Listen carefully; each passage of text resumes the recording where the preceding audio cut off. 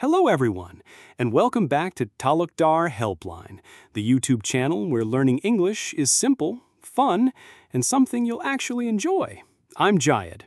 And I'm Eliana. Hi, Jayed. How are you feeling today? Hey, Ileana. I'm feeling great, thanks. Always excited to be here with all our amazing listeners. What about you? I'm doing fantastic too.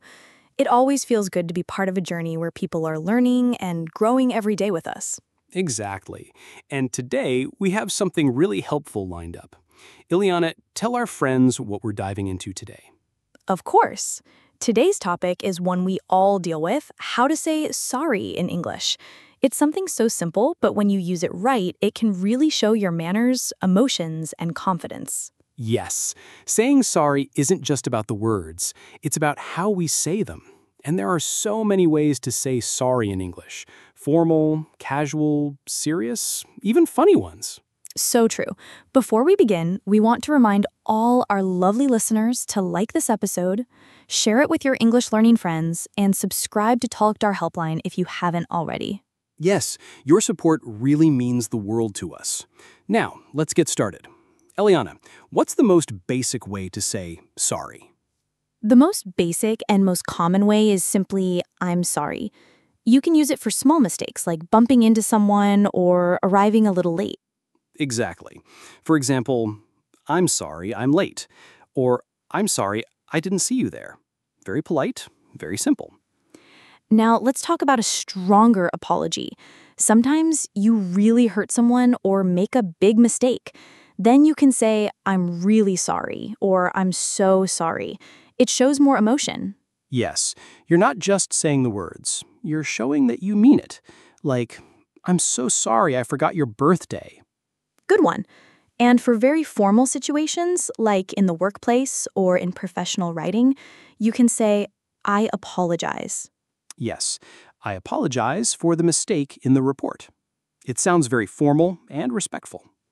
Now, Jayed, what about if we accidentally interrupt someone or we need to politely ask for something? Then you can say, excuse me, or pardon me.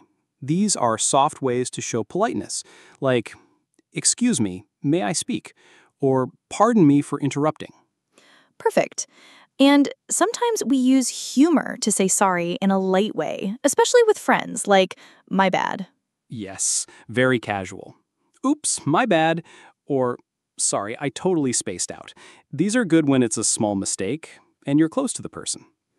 Let's do a quick review for everyone. We have, I'm sorry.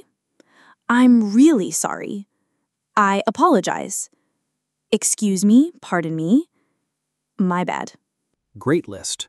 And remember, the tone of your voice and your body language matter too. A soft voice, a kind face, it helps the apology feel more real. So true. And now, let's practice. Jayed, let's pretend you broke my pen. What would you say?